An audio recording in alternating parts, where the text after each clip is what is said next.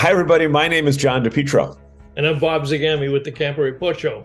This is the Camp Report Show. And Bob, we've got some very interesting stories because right behind me, in fact, right about there, is where I stayed last week when I went to Myrtle Beach without an RV. And I know you did some interesting things this week, too. Yeah, I had a chance to test drive the Winnebago eRV2 electric e-transit van built on the Ford chassis. Cool. And I'll couple that with a interview with Hugh Bauer, who's the president of Winnebago Outdoors, who we caught up with at the Tampa show. And we're finally circling around to get that on the air also. Great. So those great stories, plus all the news of the week from our friends, where, Bob? At RV Business and Woodall's Campground Magazine. Right here on The Camper Report Show. Stay with us, everyone. Hey, everybody, welcome back to the Camp Report Show. My name is John DePietro. His name is Bob Zagami, and we've got all the news of the week. And Bob, let's start with some good news. Our friends at Yabba Dabba Doo, no, that's Flintstones, Yogi Bear. The Yogi Bear parks are getting accolades from the business world. And, Entrepreneur Magazine, Financial Business Review, Good Housekeeping, USA Today. You know the people at Yogi Bear. Talk about Trent Henderson. Trent Henderson, the VP of Marketing, has been doing a fantastic job over there. It's really interesting because on the ranking from Entrepreneurs Franchise 500, they're ranked at number 274 this year. But what's important there, right? They were up 74 spots from last year. But if you take it back to 2021, Wait. What was that logo you just showed me there? Oh, put that piece of paper. RV Business, surprising. I told you that's where we go. There's a Jellystone on there too, if I could just figure out how to get it to show up there. But anyway, for 2021, they've increased 150 places on a list of 500, and they're at 274, so they're almost right about in the middle. And it's based on consistent unit growth, financial strength, and stability of the brand power. And I think that's a significant achievement. The Franchise Business Review also ranked it as one of the top 5 franchises of the year, the 5th consecutive year for that. But that one is very interesting because they provide only the rankings and awards for franchise companies based solely on actual franchise satisfaction and performance. So that means the people who bought into the franchise, who are developing it, and how well they're working with the parent corporation. So, if you're thinking about franchising, if you're thinking about campgrounds, you got to have Yogi Bear, Jellystone Parks high up on that list because, and we certainly could use a lot more of them in New England, but around the country, they're a fast-paced company, good clean fun, good family fun. It's a great family campground. Right, and you know what? They also got the Good Housekeeping seal of approval as well as accolades from USA Today. But you know what? The key thing is they need to give and will continue to give and do give a satisfying camping experience. And that's really what it all boils down to. As long as the campers are happy, then all those other things will kind of fall into place. Wouldn't you agree? And if the kids are happy, the campers are happy. Right, exactly. Well, that's the term happy campers. That's an easy formula to figure out. Yep. And talking about campers, our friends at RVIA, which used to be Recreational Vehicle Industry Association. Now it's RV Industry Association. They've changed it a little bit. Are projecting the numbers for 2023 to be about 325 to 350,000 units sold, which is down a little bit from those insane years, but it's really a normal number. It is returning to kind of similar to 2019, but that's a great number. Anytime you're getting up over 300,000, last year we dipped just under 400,000, and at the peak of the pandemic environment, we were doing about 500,000 a year. So that's still an awful lot of RVs. But when you look into those numbers, the most significant thing is the market has shifted from a seller's market to a buyer's market. During the pandemic, we had low inventories. Right. People bought whatever was on the lot and they paid top dollar for them. Now the dealers are fully stocked. They have large inventories. They've been making great deals at all the consumer shows so far this year, and that's going to continue. They've been advertising big sales and big open houses, 35, 40% off list price. So this probably hasn't been a better time to buy an RV in the last 5 years. So that's why the dealers are reporting excellent floor traffic at the dealership, and people are still buying. And the thing that we've personally experienced is great numbers at RV shows, right? Starting in the middle of January with Boston show, and then continuing with the Hartford show and Springfield show, Providence show, Worcester show, as we experienced almost record numbers at the Tampa show. If there wasn't a rainy Saturday, they would have broken records. Yep. So consumers are still looking. And you know what? That's all that counts.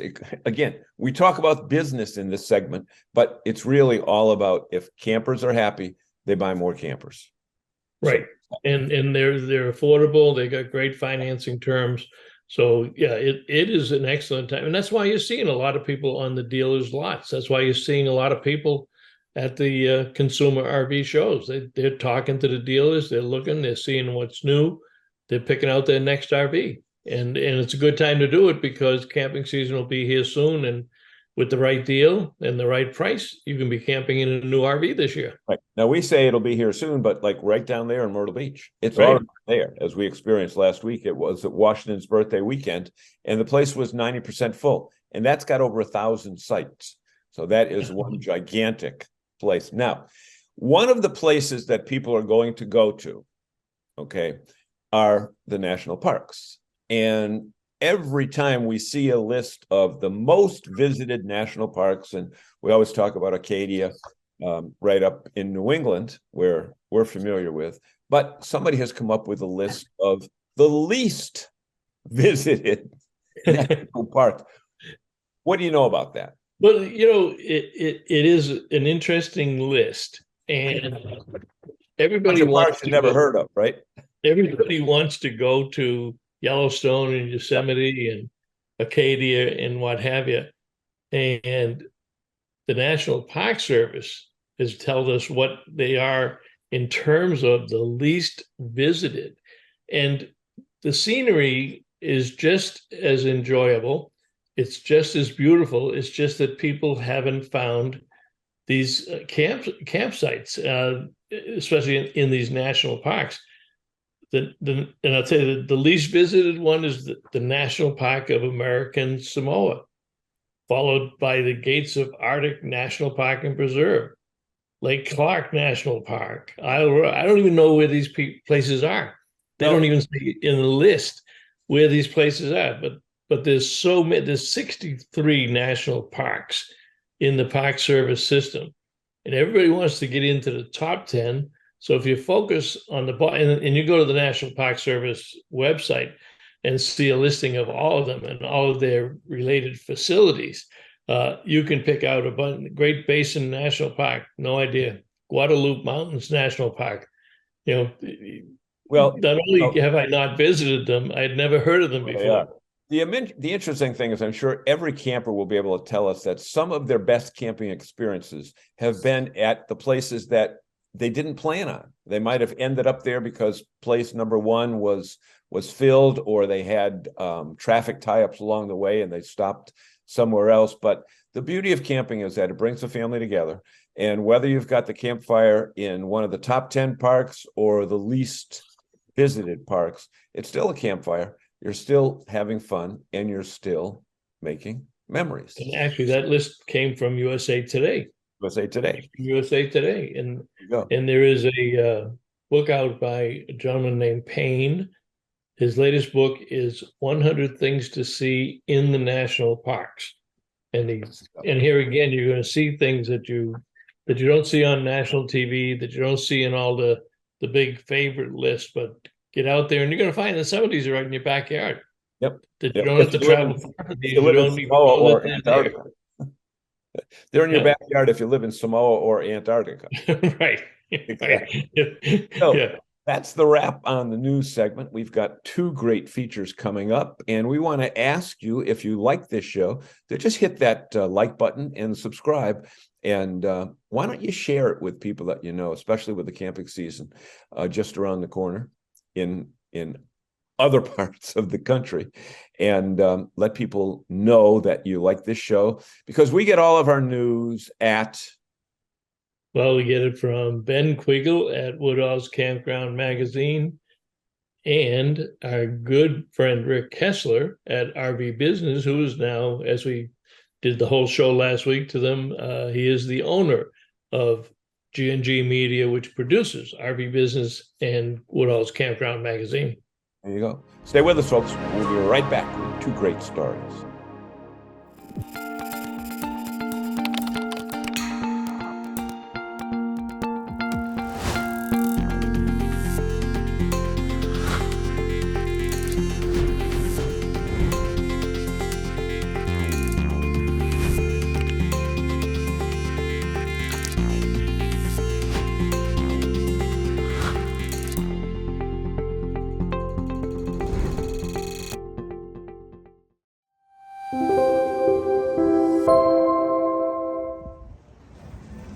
Hey, we're back at the Camper Report Show, and I'm with Hugh Bauer, president of the Winnebago Outdoors Group. Hugh, it's always great to see you, but I had to pull you out of this big crowd. We're down at the Tampa Super Show, first day of the show public-wise, but people are buying and they're all over the place. It looks great. It feels great. The weather's perfect. Couldn't ask for better weather. This time last year we were freezing cold. Yep. You remember? Yeah. But this weather's perfect. People are out. Attendance looks good. Pre-sale. Tickets sale of tickets pre-show were pretty robust. Yeah, they're 17% over before what they did last year. People are coming in and yeah. they're enthusiastic. They're looking at our new product. They're getting their eyes caught by stuff like this. This is striking. This is What do you call it? Spitfire orange. Spitfire orange. Yeah, I can see that going that way.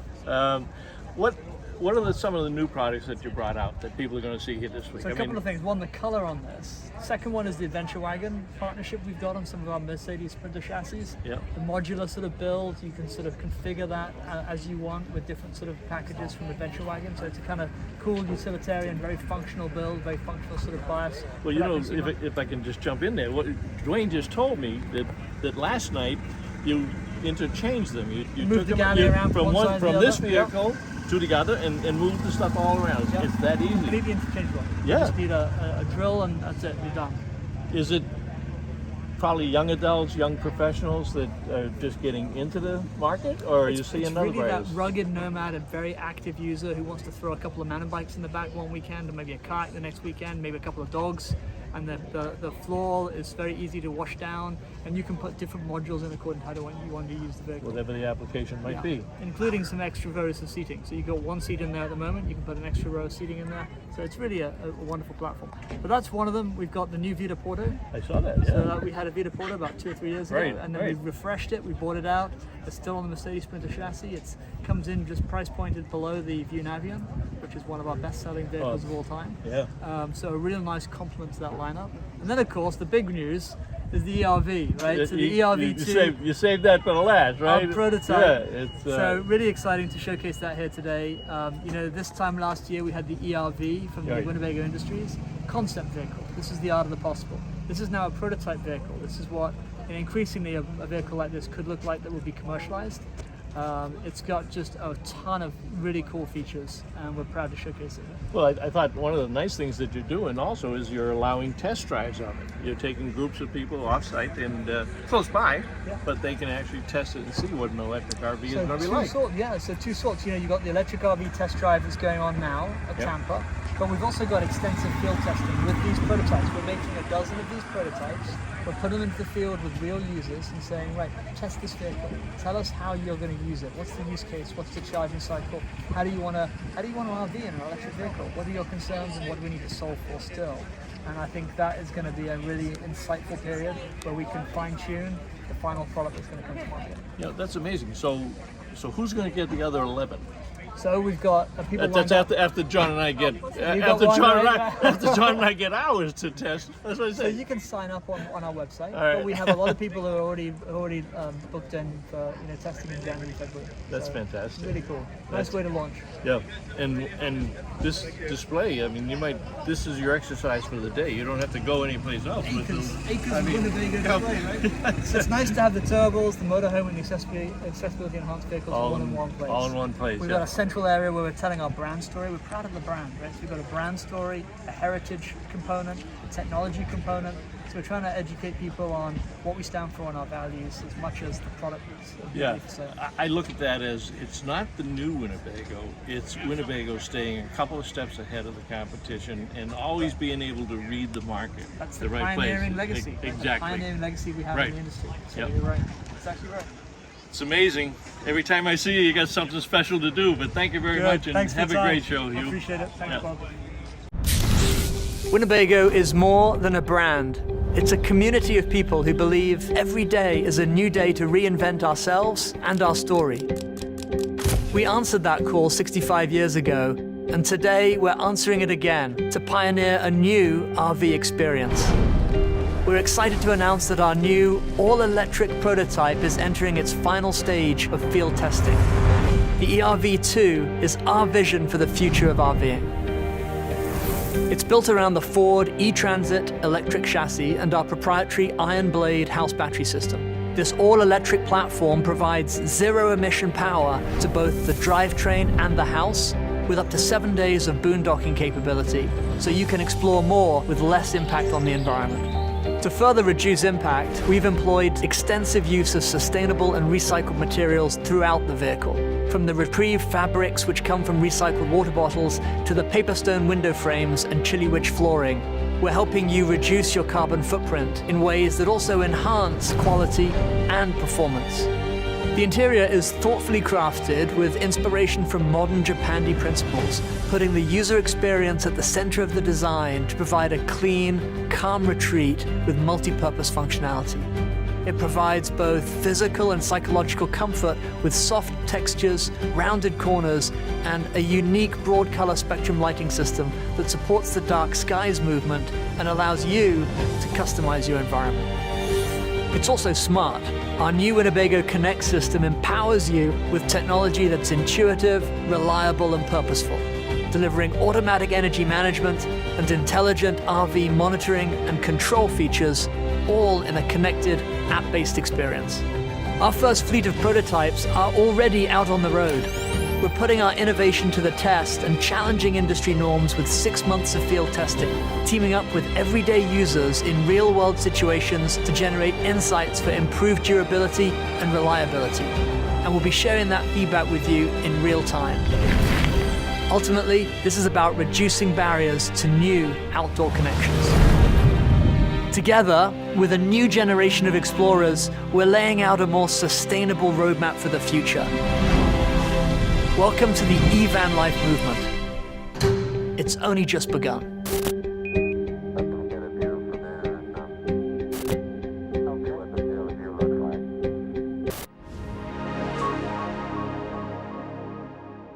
Mike here from RV Blogger. Don't waste hundreds of dollars on an external GPS for your RV. All you need to do is download the RV Life app right onto your phone. This app is so cool. It has RV GPS built right into it. So you can load all the specific measurements and weights for your RV. It'll give you directions safe for your RV to follow. And by the way, if you have RV Trip Wizard, directions for your trips upload into this GPS automatically. Hey everybody, no matter what time of year you visit Myrtle Beach, you're always up for some fun. And if you're looking for musical fun, the best place is the Carolina Opry. We found it again and we loved it. We thought it was great and you will too. Hey everybody, we are in Myrtle Beach. We are at the Carolina Opry. And a lot of times when we have interviews, we talk about this and we talk about that. Today we ain't going to talk about this. We're going to talk about all that. How's that for an opening? Yes, sir. Okay, so I'll go to the big guy first and ask you to tell me who you are and your colleagues, All right. and a little bit about where all that came from. Perfect. So the name of the group is All That. My name is Mike Curtis from Paris, Kentucky originally. I'm one of the 4 original members. Next to me here is Mark Clifford. He's also one of the original members of the group. It's actually his idea to put this group together. And he's the man with the mohawk. You don't miss that at all. Mark Mohawk. Mark Mohawk. Yes, sir. there you go. There you go. Okay. Down on the end here is Ethan Stewart from up in Cookeville, Tennessee area, right outside of Nashville. And then the new fella in the group is Mr. Nick Stone. He's from Minnesota. Minnesota, Way eh? up north. Cold weather up Eh? in Minnesota, yeah. Okay. So, guys, when you hear the term clogging up north, the only thing people think of is that the drain ain't working anymore. Right. Okay? Yeah. But that's a whole different ballgame. Tell us what clogging is, and if you want to get together, you can just yell this out so I won't send one question to each Okay. of you. So feel free to talk out a term. Well, so this was one of the reasons that we decided to put the group together, is because anywhere you went, everybody would hear the word clogging. They had no idea what we were talking about. It immediately had a hillbilly mountain type of feel to it. Yeah, But their it does have its roots there, right? It does. Yeah. Their It first does. image though was Jed Clampett trying to Yeah. square dance, you know. And Big poodle skirts and, and- you know, that type of image. if you say tap dancing, you get more of a tuxedo, Fred Astaire, Yeah. Ginger Rogers type vibe and element to it. But clogging does derive from the Southern Appalachian Mountains, and you know, it's the melting pot of dance. So that's kind of why it has some of the traditional hold on it. But like Mike said, one of the main reasons we put this group together was to promote the more popular The dance modernized itself, yeah. side of Modernized side. Well, because Yep. just like everything else, it evolves. You know, Yep.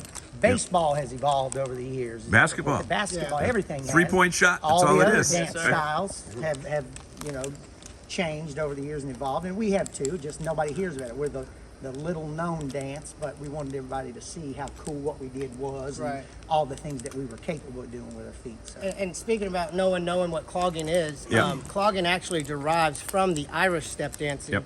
When the Irish came over here for the potato famine, they kind of brought that dance with them. And theirs is more of a restricted form, which you'll see later. I'm Rigid sure we're gonna arms. do something. Yeah. They're Yeah. very Kinda restricted very to the restricted sides to and this and themselves. that, And clogging's more of the dance of freedom, where you're free to move your body about, move your arms, you know, however you must, unless you're doing like a precision type category. Okay. Well, let me ask you this. I'll put you on the spot here because it's not part of the script, Yeah. because we don't have a script. You know what? Rather than tell me about it, can you just give me 10 seconds of Sure, do that you know what I little mean? combo from the acapella. Little acapella combo from the fight. Let's combo. Okay. In the jump, in the broke thing. So 5. Back flips and stuff. That's it. Yep. Double doubles. 2.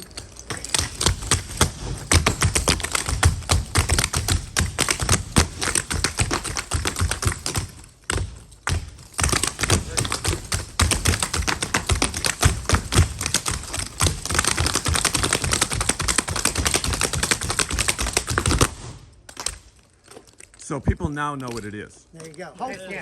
And you can't lip sync dancing. You cannot. You can't. Especially percussive dancing. There's no lip sync in that. Exactly. So in this particular show here at Carolina Opry, how long are you on stage? How many numbers do you have? And are you up front or are you backgrounders? Yeah, or we're what? one of the featured performers. So whenever our spot comes, we're the main You're up thing that's front. going on. We have a singer with us generally. The band is behind us, but that's generally our spot. In the Carolina Opry Show, we're on 4 times. We have 3 featured numbers, and then one, there's a James Brown, no, it's not James Brown, it's Stevie Wonder medley that we do a little piece in. Okay. And the final number we do in that show is all a cappella. There's no music or anything. It's literally just us showing what's capable with just your feet and your feet alone. And showing We that kind it's of- not recorded. We kind of battle each other. Oh yeah. Yeah. You know. Yeah. Well, let me ask you this. This whole show is an active, high movement. What am I trying to say? High energy show. is, yeah. Okay. You can't go out of here at night and eat 3 pizzas, stay up till 2 in the morning, and expect to repeat the performance the next night. right? When we were a lot younger, we could. That's exactly what That's he kind of does been my right now. lifestyle for the Yeah, last that's 16 kinda what years. he Yeah, does. yeah. Clogging beats jogging, so Yeah. you can do that if you're a. So can you eat before a show, or do you have routines or regiments that? Our call time is normally 90 minutes prior to the show, so that gives you time to eat, let it digest, and you'll be good to go by the time the show happens. So yeah, I have diabetes, so I have to eat. I personally don't eat. regular. Yeah, I Yeah, don't. but he doesn't. I don't eat before. But the after show. the show, I eat it's a everything. dozen Krispy Kreme donuts, 2 or 3 pizzas. Oh, that's you know we're down Taco south, Bell. so there's a Krispy Kreme at every other corner, for sure. right? Now I'm told that you all got your start by competing against each other. We did. Mark and I, and there's 2 other original guys, DeLon and Brian, for probably, 7, 8 years in the competition, so that one of us 4 guys would win the grand championship for solos. And that was clogging. That wasn't Clogging. tap or anything like Competition that. we'd go to were just solely clogging. And then they have just male categories, Yeah. and at the end of the competition, the overall male, gets crowned, or the trophy and Basically everything. the champ of that And it competition. was one of us 4 at And every competition. It was real competitive at first, and then it got to the point where we became such good friends. We didn't care who won as long as it was one of us 4. If somebody beat one of us 4, we were mad about it. So you guys would be in different cities every weekend with Yep. various competitions, and finally somebody says it was it you, Mark, that I said, was. "Hey, let's join forces." Yeah, exactly, and that's pretty much what it was. I around '99 or so, I got the idea to take the 4 best and put us together, and combine all of our talents. And that's kind of how the name came around to be. Is we're taking all of the talents God gave us, and we're combining. Put that together. We get all that. And you did all the talent TV shows. We did do all the TV shows, and that's one of the big things about the group is even now, probably even more now, each one of the guys has their own special, unique style and things that they're best at and this and that, and so that shows throughout the performance. Even though the feet are so together, you can see each guy's personality come through in each and every performance, and that really showed up on TV. Okay. Everybody gets to pick their own favorite. Right. Let me ask the new guys. Who's the newest? Right here. Okay. What's it like working with these guys? I mean, it's great. Like, throughout all my life, I'd be competing and it'd be so serious. Everyone was like super high knees, super technical. You get here, you kind of just chill out, relax, have a good time on stage. It's less about like that high knee, super technical style, and more like just coming out with your own personal style Yeah. and just being smooth with everything. Yeah. And it's more than just your own family in the audience that's cheering you on, right? Yes, sir. Oh, yeah. Yeah, Everybody. we got a good fan base. A lot of people, a lot of the same faces we see every night that come to the show. They love the group. We love them, and they support us really good. And we're all from different places. Like we just said, Nick just joined us from Minnesota. Minnesota. Ethan's from Cookeville, Tennessee. Tennessee. Mike himself's from Kentucky. I'm the most local from Charleston, but we've got boys as far out as Las Vegas, Las Vegas, Nebraska, and Utah, yeah. Utah, California. all those different areas. There's That about- was crazy about the first TV show we did was AGT in 2006. We were still fairly new here. We had been here less than a year, and this entire town wrapped their arms around us. Like Oh, you we were already their working own. here We were, when yeah. you went on that show. We've been So here that almost a year. so these guys loved it because They loved they had it. national And exposure the every support week. that Calvin and the entire staff gave us was crazy. And then you couldn't go anywhere in town without people loving on you and talking to you and saying how much they appreciate it. It made us feel really good because we weren't from here at that point and we're still new to this town. They were having watch parties at certain Ah. establishments and Okay. water holes. Okay. Hey, we want to thank you so much. I know that you're getting the hook because you all got to get ready for the show, and we're looking forward to it. And wish you the best. And I won't say what's that one thing you can't say to you guys before a show. Break a leg. Break a leg. That's it. See y'all. Thank you very Thank you. much.